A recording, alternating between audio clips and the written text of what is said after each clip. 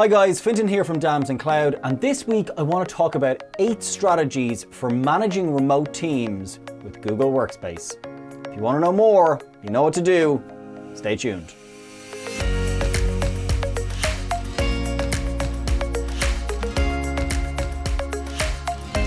So before we start, I thought I might begin with talking about why we should actually facilitate remote working for our teams, or rather continue to, because obviously for most of us we've had to work remotely for the last year or so because of the pandemic, and there's been some really interesting statistics come out over the last couple of months about people's response to remote working over the last year.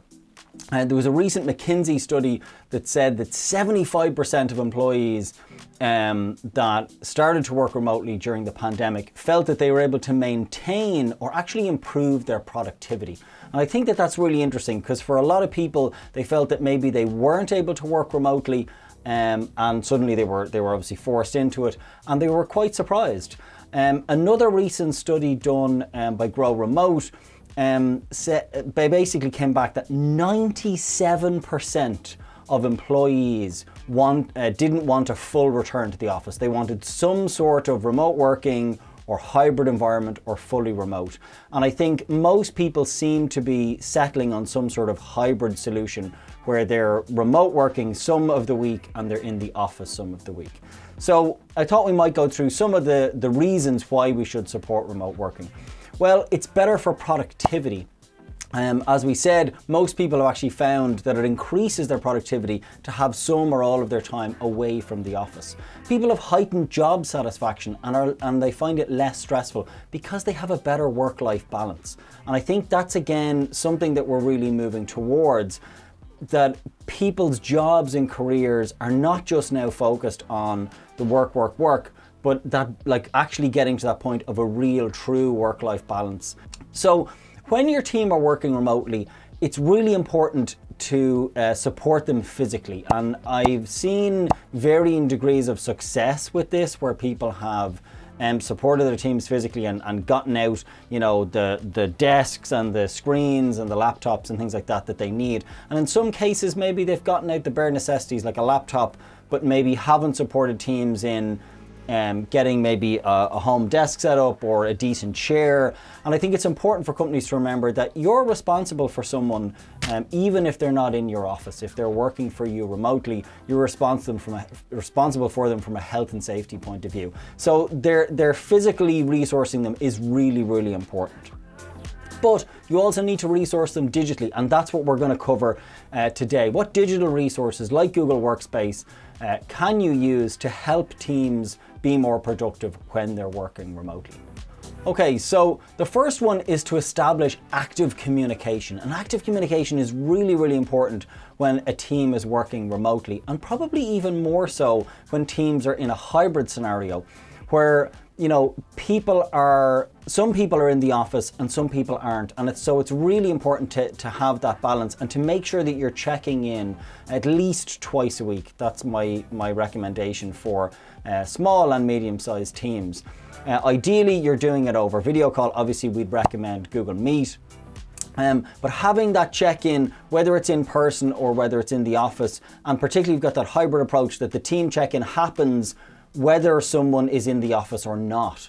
We really also think it's important to look at what people have achieved during the week. So we often look at like, what did you do and what's your intent for the week? What are you saying that you're going to do for the week ahead? And that just helps people to define goals and kind of set expectations for the team as well.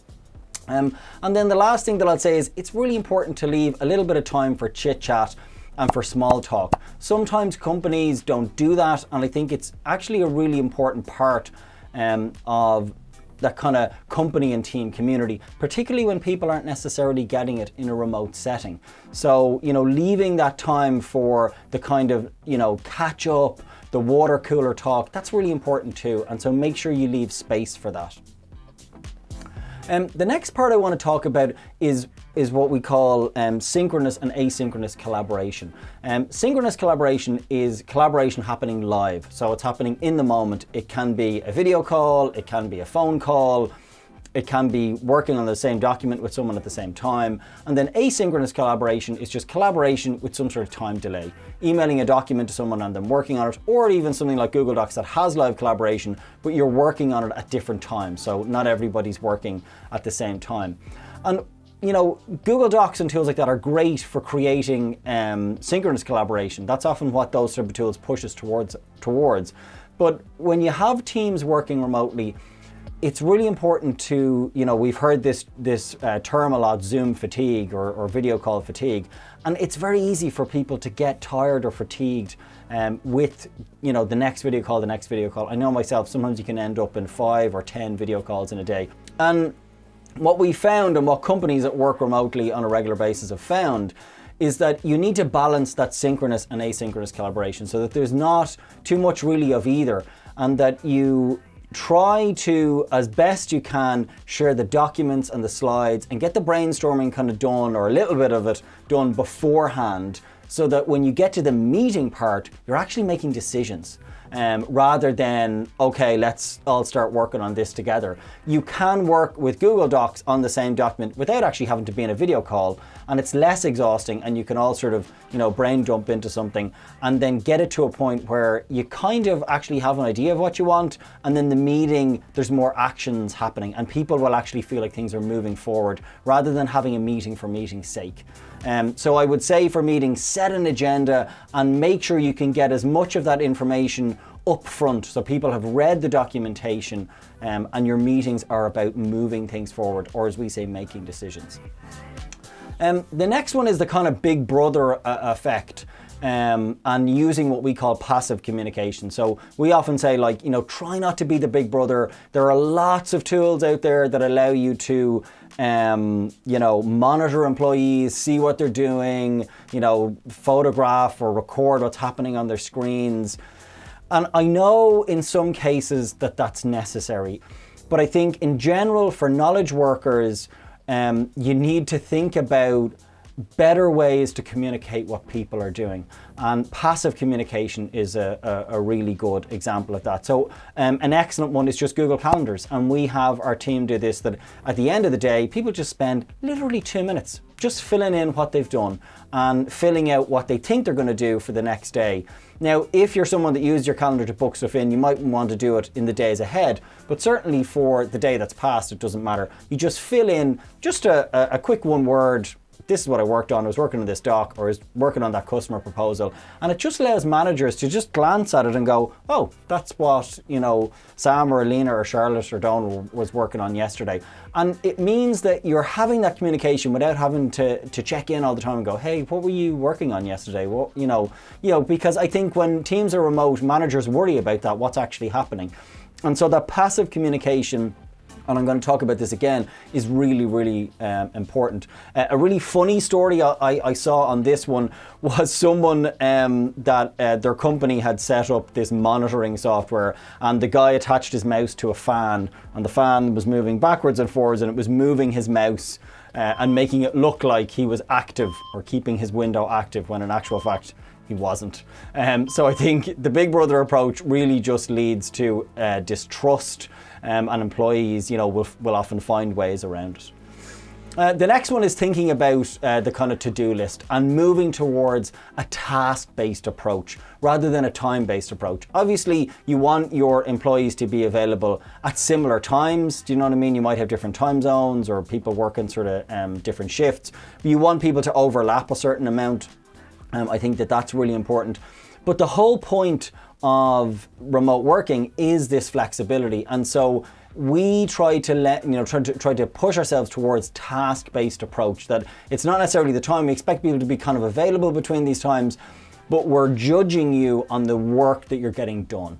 And it becomes really obvious if someone isn't pulling their weight in a team. Do you know what I mean? Most people will know fairly quickly, or managers will know fairly quickly if someone isn't pulling their weight. I like the Parkinson's law that suggests work expands to fill the time available for its completion. So I think it's about setting realistic goals for a project, whether that's a month or 6 months or whatever, and putting the tasks in place. And then those check-in meetings are about checking the progress on those things. Tools that we'd recommend that we use ourselves are tools like Google Tasks. Google Tasks is becoming much more integrated into some of the other feature sets. You've got stuff like the ability to add tasks now within a meeting room, within a room within Google Chat, which is very useful. There's some other add-ons or improvements coming to tasks as well.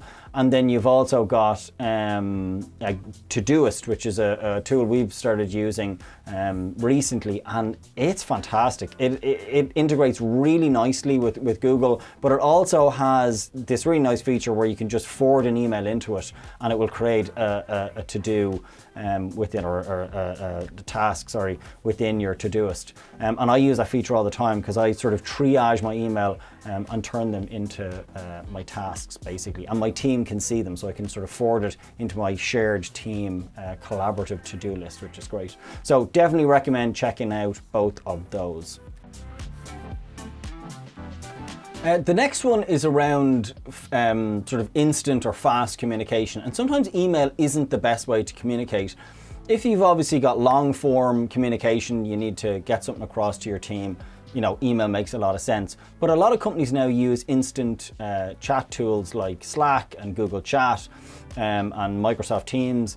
And those types of tools are fantastic, and sort of being available as a manager for your team on tools like that are really, really valuable. And we'd obviously recommend Google Chat.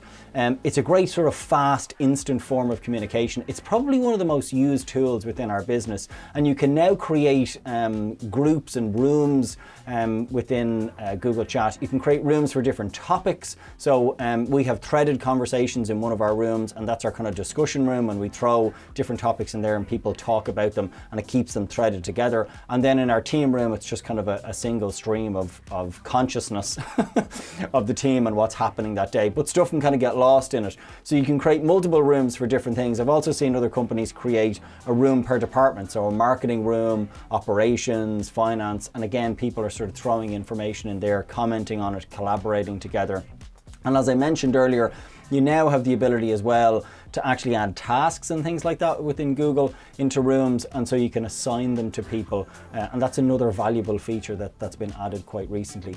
I also think they're kind of useful from a broadcast point of view. I've seen them used in companies where they've set up a room that's just for the sort of execs to broadcast on. People don't engage on it, but it's just a way, it's a particular room that's for broadcasting information out to people quickly. And I think that's very, very useful as well. And I think just that availability piece when your team is remote working is really important, because normally they would be able to drop into you, into your office and sort of say hi and catch up with you on something. They're not able to do that when you're working remotely or when they're working remotely.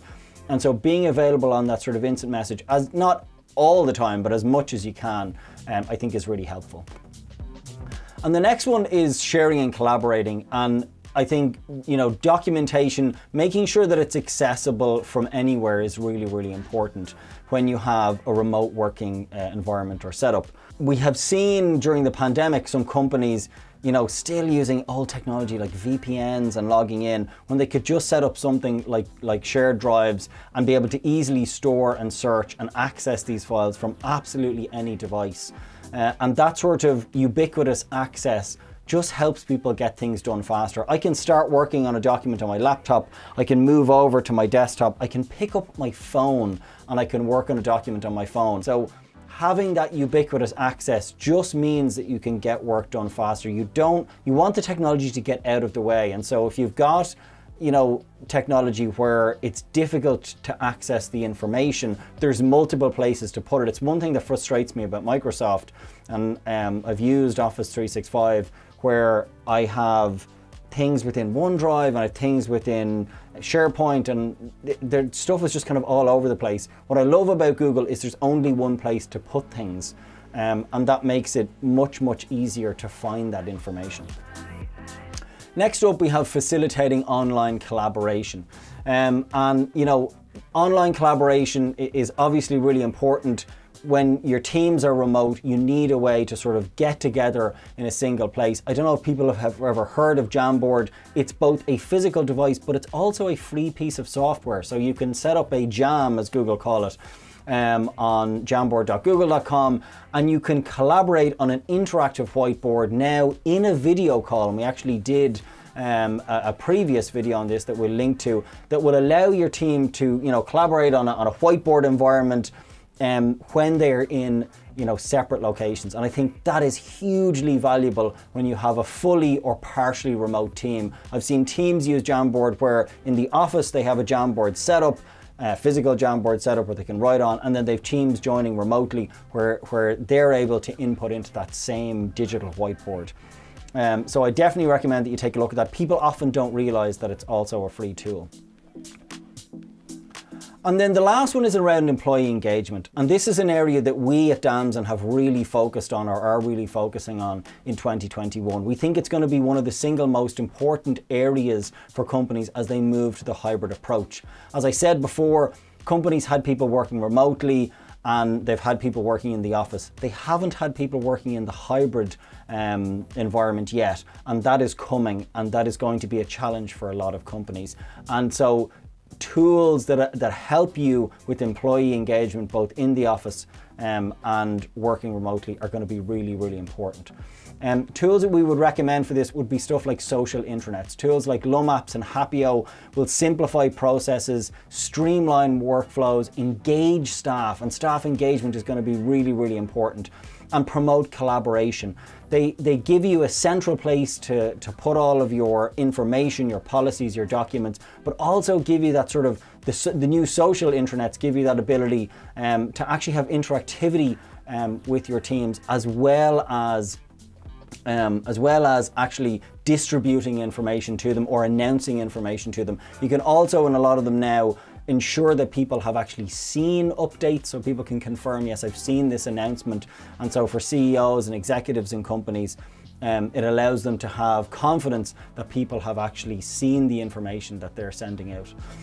So I would recommend, we're splitting our social intranet out into the kind of the Google Sites on the basic end, and then Happio and Lumapps for customers that maybe need more powerful solutions with more community and social engagements.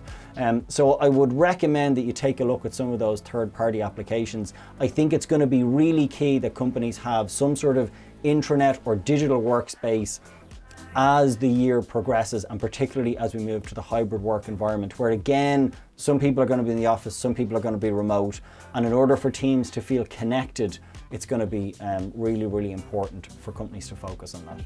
That's it for me, guys. I hope you enjoyed this week's update on 8 strategies for managing teams remotely with Google Workspace. Please do let us know what you thought in the comments below. Don't forget to hit that subscribe button, or if you're on LinkedIn, to hit the follow page on our company profile, and I will see you guys next week. No outtakes this week. I'm gonna have to do something. Whoa! Is that a good enough outtake for you?